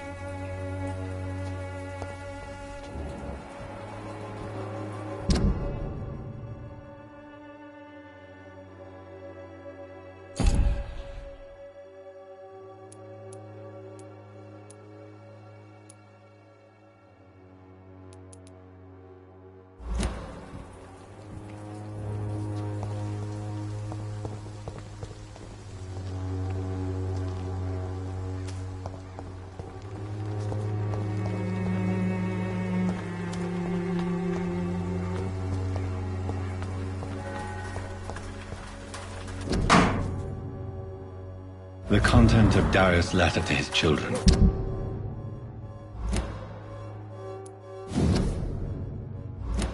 Could give me more leverage to enter.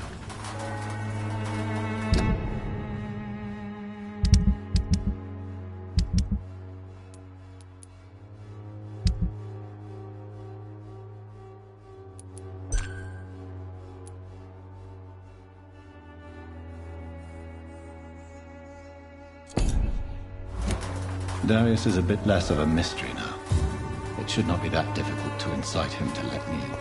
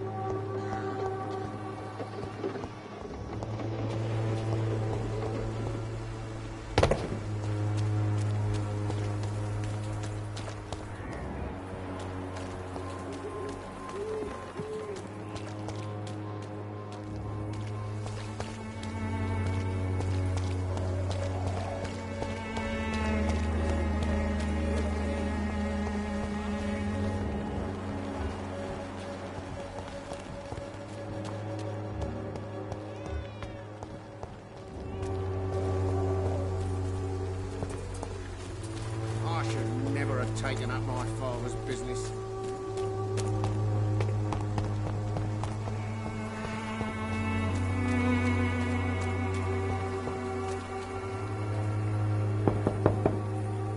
Mr. Petrescu, just 1 minute, please. You again? Go away. Sir, wait. Stop this nonsense. I know Nurse Crane is here. Shall we speak man to man? You and I. All right. Speak up. Don't you see we're on the same side? We fight to help the poor, sick, and abandoned. I'm nothing like you, Mr. Doctor. Yes, you are. You too believe in providing medical care without charge. You know what we have to sacrifice to make the world a better place. I have to admit your words have conviction. All right, I'll let you see, Dorothea. Don't make me regret this, though.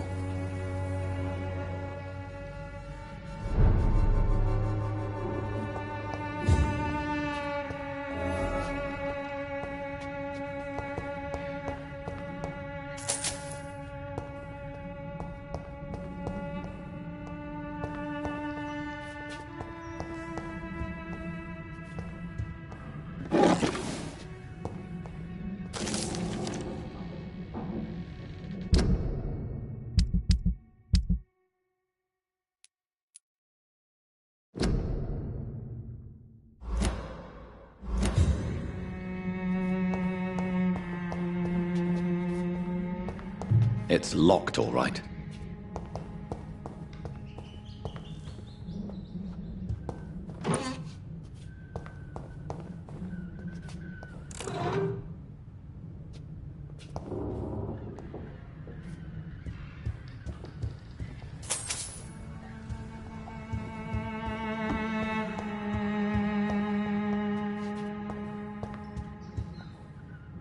If you want to talk to Dorothea, you must go across the courtyard and take the stairs. We've not been formally introduced.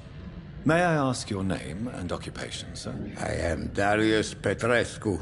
I'm here to keep snitches and spies away from Dorothea. And I also run this little print shop.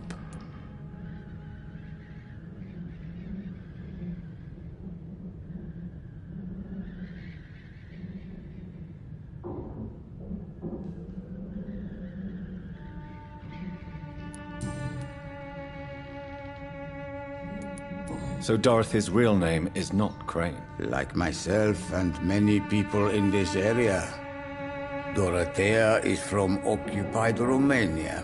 That's all you need to know. She seems important to the community. More than you can imagine.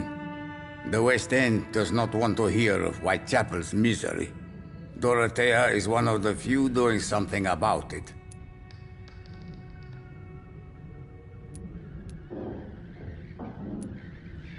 Did you refuse to publish Richard Nethercott's previous works, Darius? Yes, his manuscript is as pompous as he is starched. Now there's a man who loves the sound of his own voice. You could have told him so. As a great writer recently said, politeness is the most acceptable hypocrisy.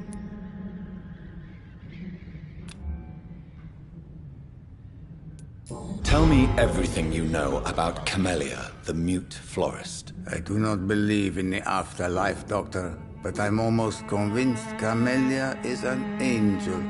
She volunteered to give out our medical leaflets. Are you not worried for her safety? She is as brave as she is tough, and clever, too. If only I had met her when I was younger. Are you in love with Camellia, Mr. Petrescu? Don't be stupid. If I had met her when I was younger, we could have won our revolution. Who is she, really? Do you know where she's from? She's not from around here, that's all we know. Camellia is not even her name. It's her favorite flower. You say she has no close family? Well, there's that awful poet who constantly follows her around like a lost puppy. A good man for sure, but a very poor writer.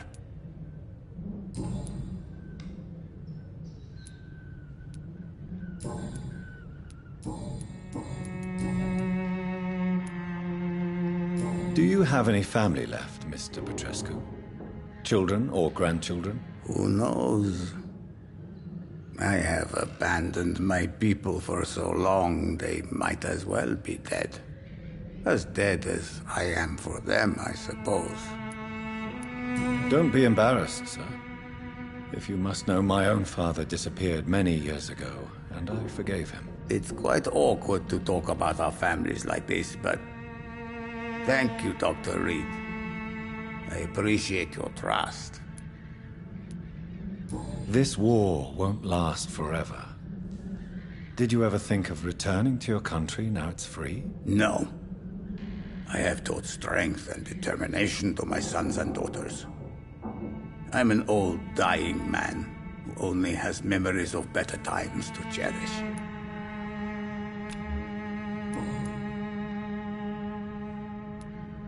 I know you fought for your country when it was occupied, Darius.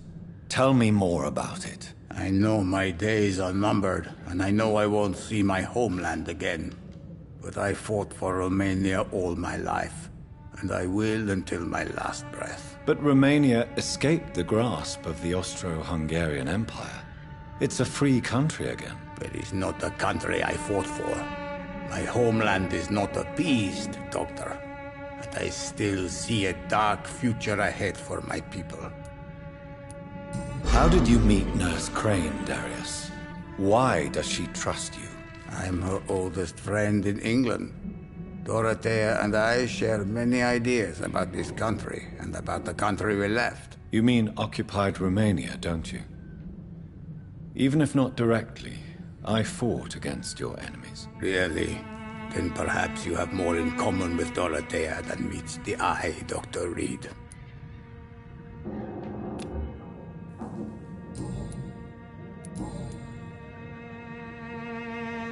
Do you need some help, Mr. Petrescu? I am very tired, but that is all. I don't need you, Doctor. Well, I think you do. Take this, and you'll feel better. Free drugs from an English doctor? It must be my lucky day. Goodbye, Mr. Petrescu.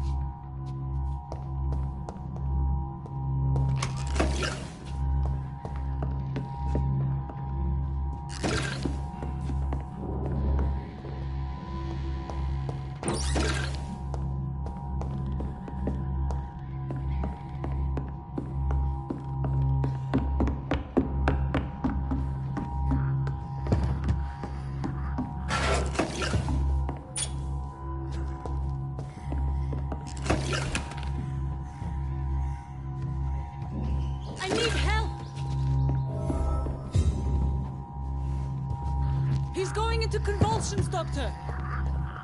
What do we have here, nurse? Patient Razvan Vasily. High fever running on 3 days. Complaints of dizziness, muscle aches, and head pain. Diagnosed with influenza. Treatment? Aspirin and salicin for the fever and discomfort. Liquids for dehydration, but he's having trouble keeping even water down.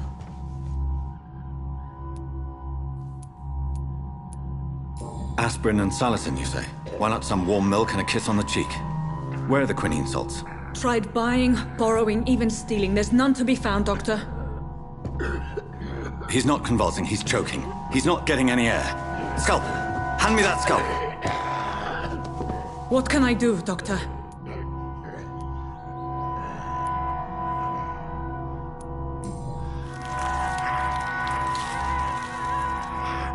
I need to perform a tracheostomy.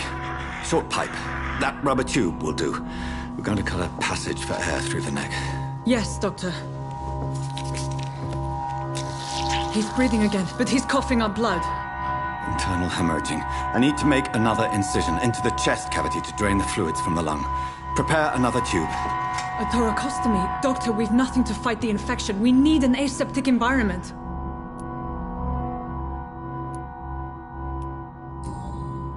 Right then, Nurse Crane. What do you suggest we do? I've no idea. I'm not the doctor. Time is of the essence. We need to perform a thoracic drain. Yes, doctor.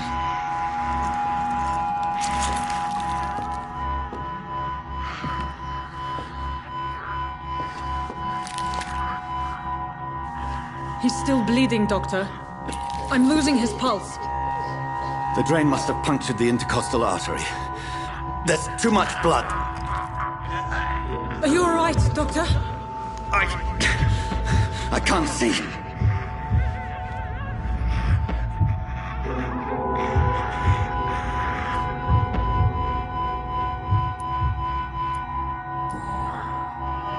I must first suture the artery.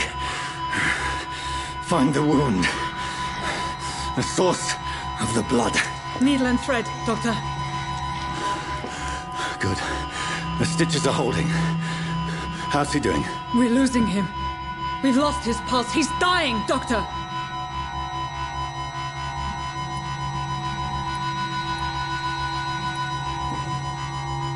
Cardiac massage, now. Cardiac... What? Are you making this up as you go along?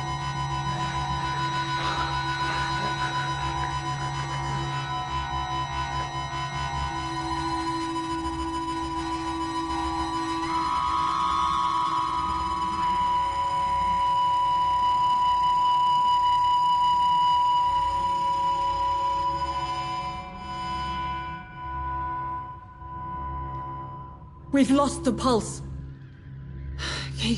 He's gone, Doctor. Nurse, we did everything we could. Truly? Everything you could. Is that how you'll report this in your log? Is this how the war went? Piling up one poor corpse beside the next?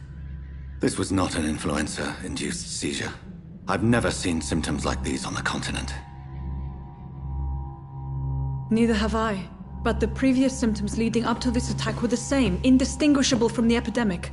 No. There was something more vile in these reactions. Something primitive. There have been numerous reports of mental breakdowns caused by the fever that accompanies the flu itself, Doctor. Yes, but... I'd best take some samples of the blood for analysis.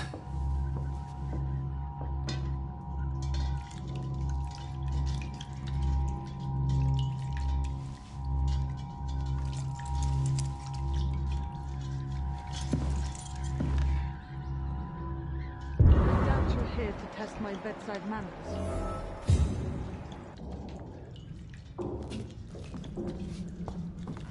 I suspect it was more than intuition alone that led you to us. So, how might I be of service, Dr. Reed?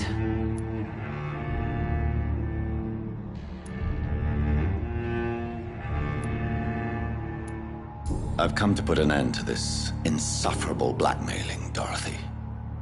Doctor, you think your warnings scare me?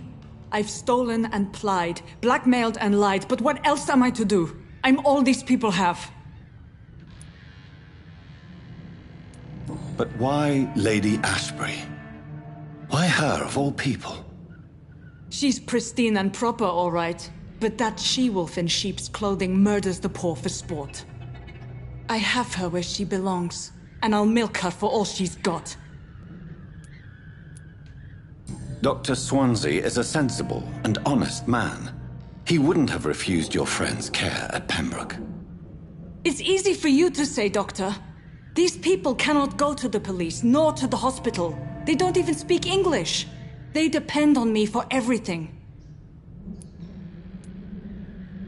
So, the end justifies the means. Is that your defense? I know you're kind, Doctor. Just another fine-heeled, silver-spooned gentleman who was given the world on a platter. You know nothing of poverty. Nothing of the shame, the hunger, the loneliness. You've convinced me of the sincerity of your actions and their noble justifications. But all the same, blackmail is a crime, and it will stop, Nurse Crane. So, are you going to turn me over to the authorities?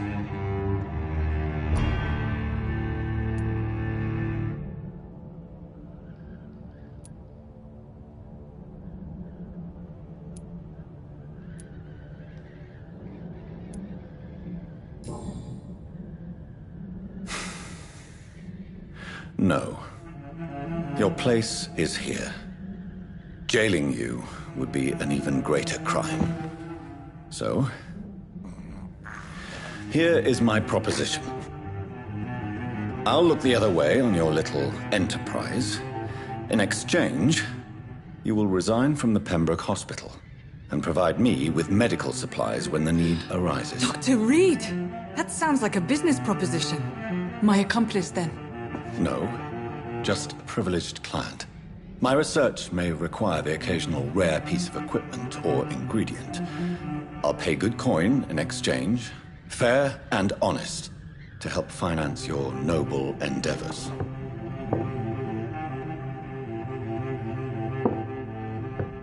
We have ourselves a deal, Doctor. Good customers are always welcome. Yes, Nurse Crane. We have a deal.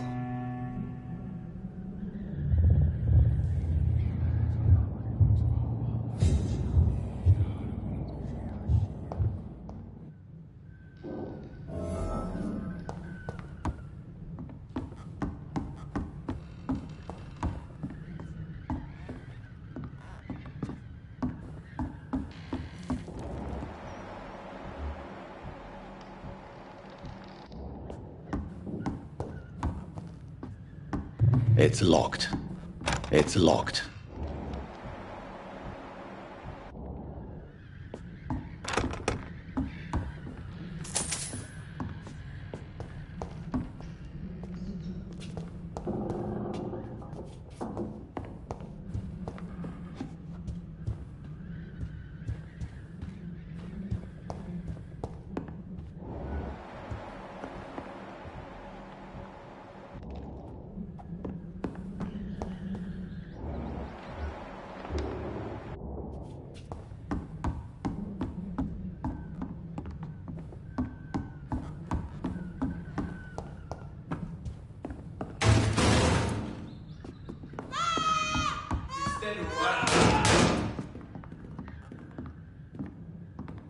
Oh, this one stinks already.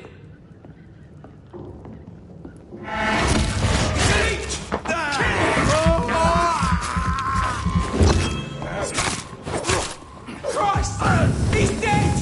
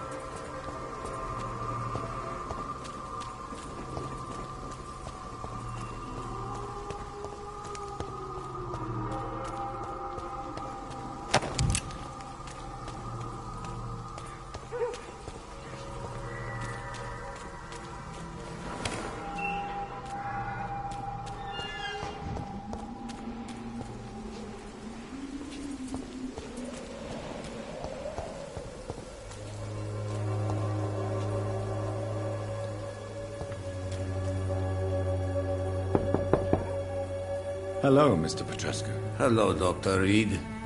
Come on in.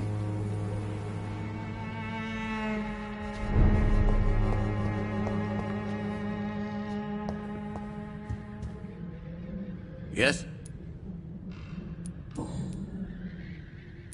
Tell me everything you know about Camellia, the mute florist. I do not believe in the afterlife, Doctor, but I'm almost convinced Camellia is an angel. She volunteered to give out our medical leaflets.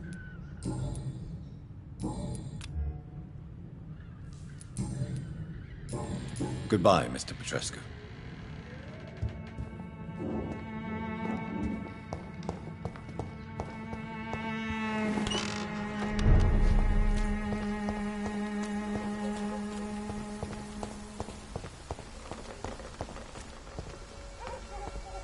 Cheap price, good quality.